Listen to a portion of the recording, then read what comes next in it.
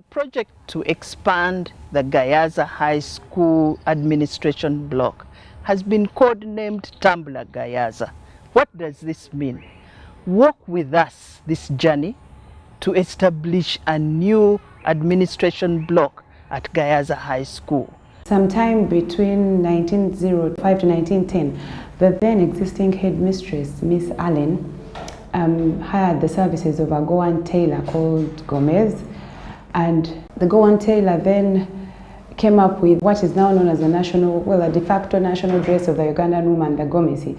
So the fact that they started from Gayaza is something that we were trying to implicate with the front facade of the administration block, and you shall see that it's an abstract version that welcomes you as you get into the administration block, and it shows the horizontal sash, it shows the abstracted pointy shoulders, it shows the flow of the sash over the hips, so that we can remember the origin of the Gomesi or the Gomez. We borrowed some features from the meta library that you see as soon as you get into the school, part of the brick facade.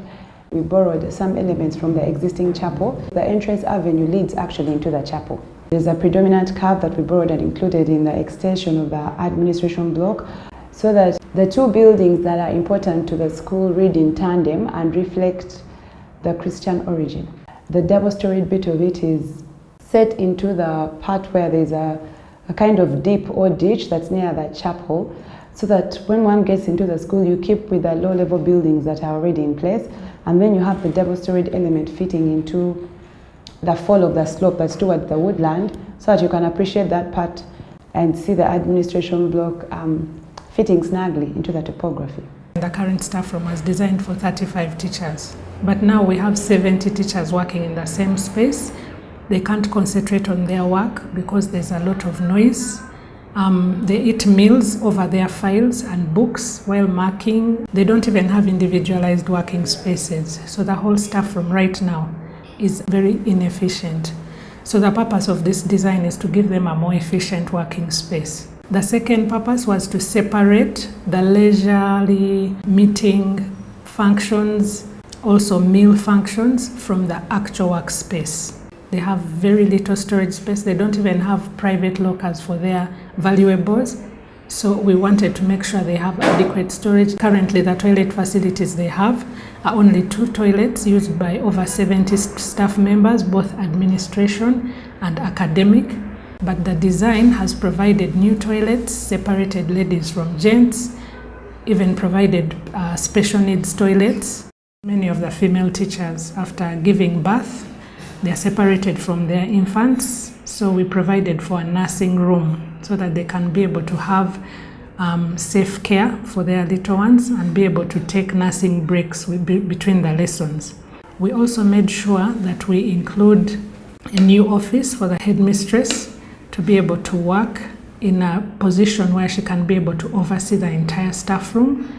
We also provided space along the verandas for relaxation for the teachers, where they can even counsel the students in broad daylight so that they are able to interact with the people that they are working with.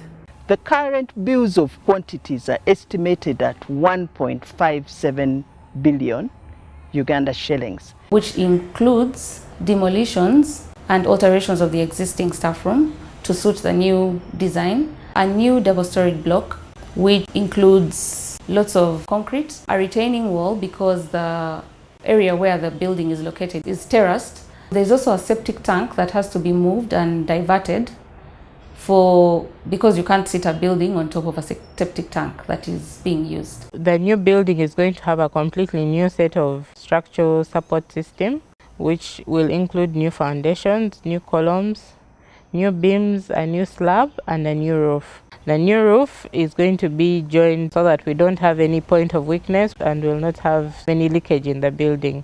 We shall do investigations to the existing building to ensure that what is in the existing building can support what we are putting there. We shall also do soil investigations on the side where we are putting the new structure so that we know that the soil can take up the load that we are going to put on it. So far, we have raised 270 million towards this cause, having started in 2015. If you are an alumni of Gayaza High School or Gayaza Junior School, we want you to raise a minimum of 1 million from each one of you, from your relatives, your friends, your colleagues, your associates, your employers. For contributions, you can contact alumni, your year representatives, other stakeholders. You can contact any member of the GOGA executive, any member of the PTA. You can contact the administration of Gayaza High School. You can also contact the Board of Governors members of Gayaza High School. Come, let's work together to raise this money. As a means of raising money, we are targeting a 5-kilometer walk on June 11th. Buy a ticket from any of the designated places and come and walk with us and support this cause. Tambula Gayaza, walk with us.